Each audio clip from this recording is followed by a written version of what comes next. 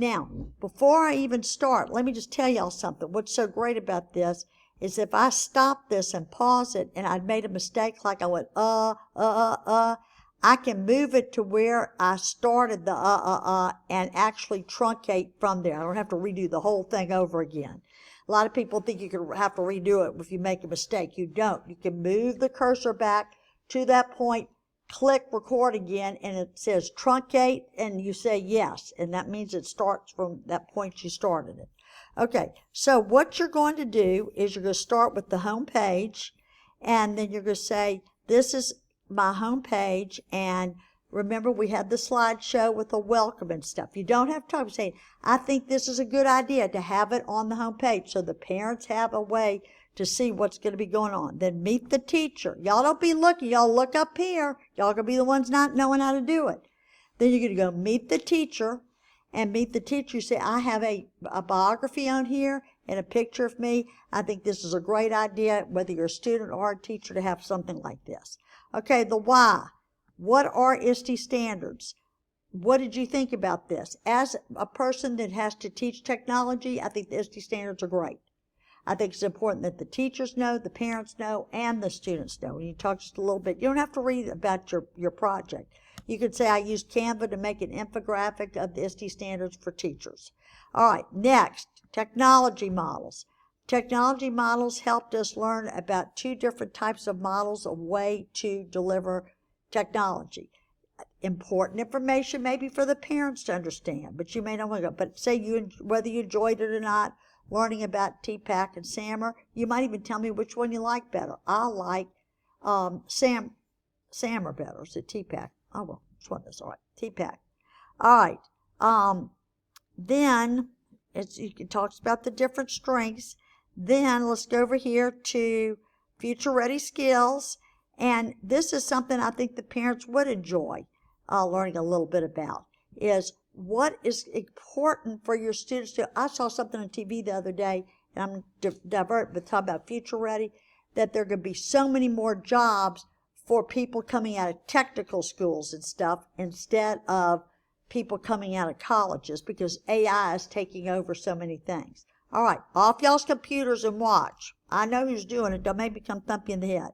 Okay, next, we're going to go over here to resources. Podcasting. You may talk about what podcasting is, how you get the students in your classroom to work together in podcasting. You might have them do podcasting as an individual assignment, and you can go into more detail. I'm just talking about what you're going to reflect on this. You might say, Miss Debbie, I love podcasting. I think that'd be a great project to do with a couple of kids, to ask questions and get them engaged in a topic that they might not normally have liked. Okay, next, mobile apps. What about mobile apps? I'm not going to do all these.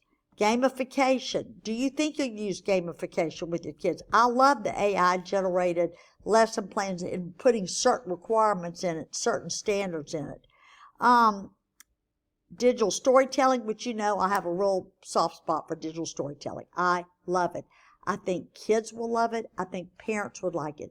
So many kids today stay on their electronic tablets and stuff so much, they need to learn to be a little creative and create their own story and get the images and stuff. That's just my 2 bits. Digital images, we put the digital images on the front home page. You remember? It was down here. That was the digital images slideshow. But if I go back over here to digital images, it's also, we talked about Wakelet. And the reason we talked about Wakelet is you could gather digital images and put them in a Wakelet and have them all under one link. All right, next. Let's go up here to digital assessments. I think it's important for us about exit tickets and to learn about digital assessments and what is important for you as a teacher, and sharing it with your parents and students. Data privacy and cybersecurity. I think everybody should be concerned with this. The world has gone crazy.